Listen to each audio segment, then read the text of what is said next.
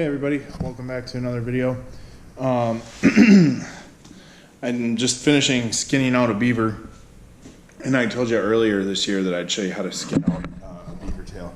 So I just wanted to go through a couple of things that I use in my fur handling. This is a large butcher steel. This was my grandfather's.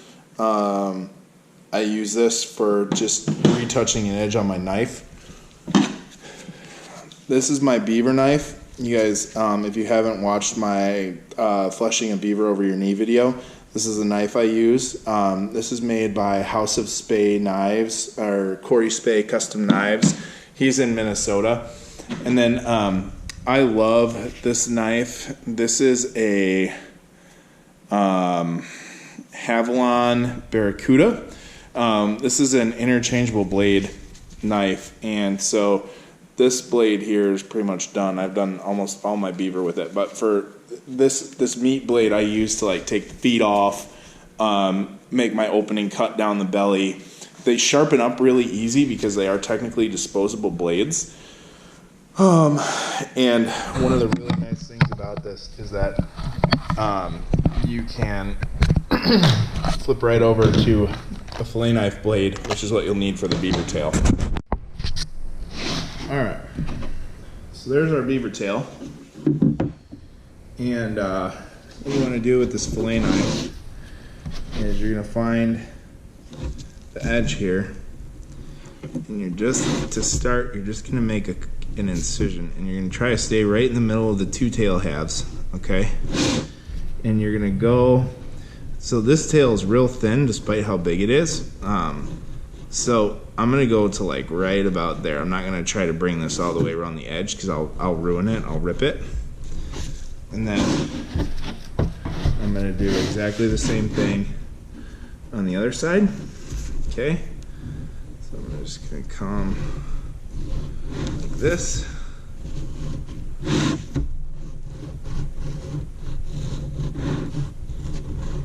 And oh man. See, I missed the edge there because that's starting to get real thin. Okay, so now what we're gonna do is we're just gonna take that knife and I'm just gonna run it in along our incision till we get to that bone. Okay.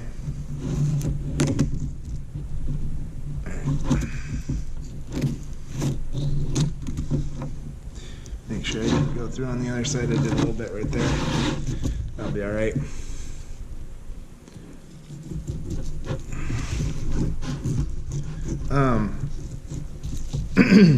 Beaver tail has a bunch of different applications. You can make tail oil, which is fairly prized ingredient in lure making. I've never used it for that, but there's a couple of things I like to do, or that you can do. And now I'm just going to kind of get this started up the tail so you can see all that gristle in there, right? That's what really makes this part tough. So now I'm just going to push down here with my hand.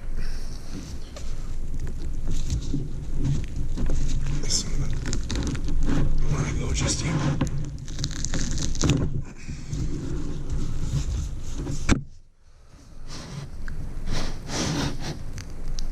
Okay. So if it doesn't want to go, just keep cutting this back. Eventually you'll get to a point where you Alright. If you've got any rips that you made, do this part kind of slow.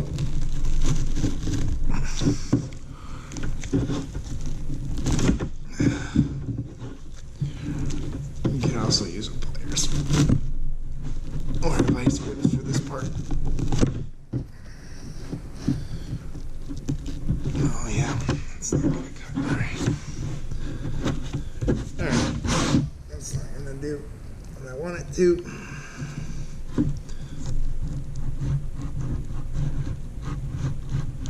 So I'm just going to come in here this to the tip there. And then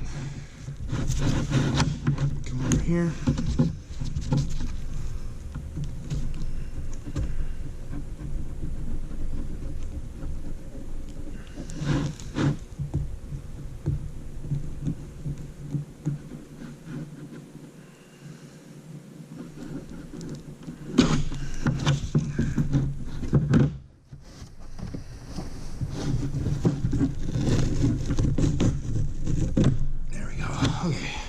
That's actually pretty good.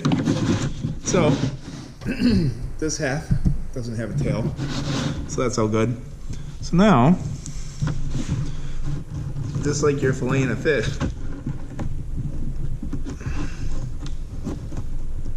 try to get this big tail out of here.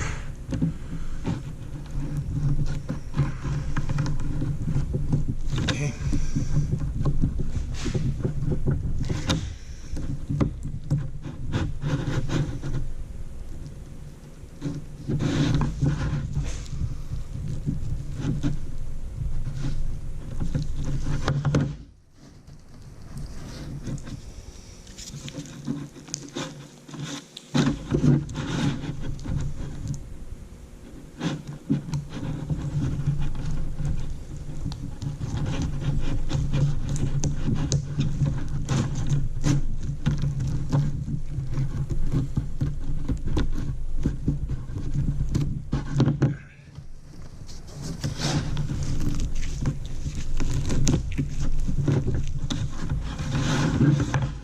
These are pretty gristly. So just kind of take your time.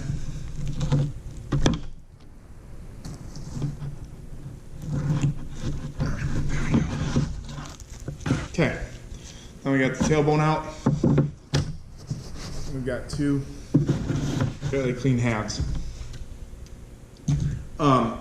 So I've seen people flesh these on a fleshing board, and that's certainly one way to do it. I'm going to try to get you a good idea of what I'm doing here, but so all I'm going to do to flesh this out is I'm just going to lay my knife down, and I'm going to just like as if I were filleting a fish, okay? Hopefully you guys can see that. So I'm just laying my knife down right on the edge of the table. I got the edge of the tail lined up right with the edge of the tail. And you don't want to go through the leather. So I'm just gonna like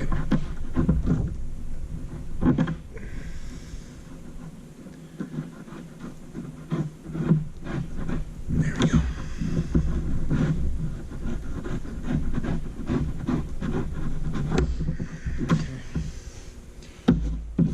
So, like I said, one use for this stuff is tail oil, which is a lure making ingredient. So if you're making like coyote bait and stuff, you can just kind of stick this stuff in a jar with a bunch of glycerin, and it should kind of self-render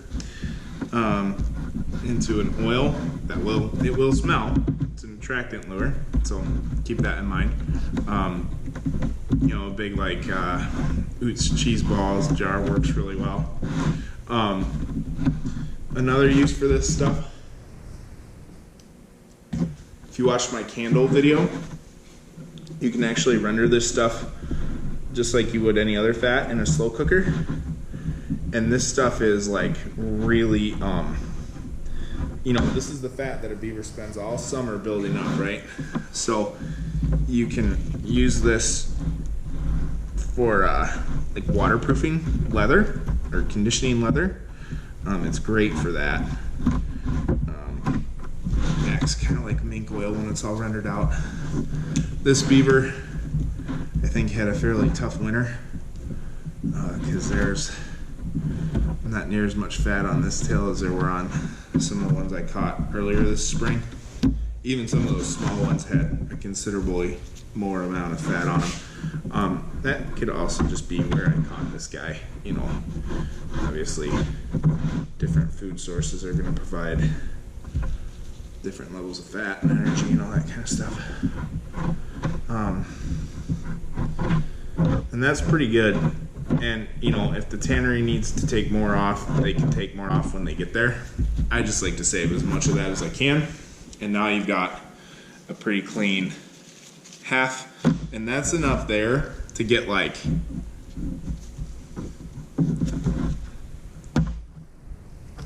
probably one wallet out of this tail. It's all tanned up. Okay, so the other thing I told you guys can use this for is a ice fishing bait. Okay, so all you're gonna do here for that is you're gonna cut it into little strips like that.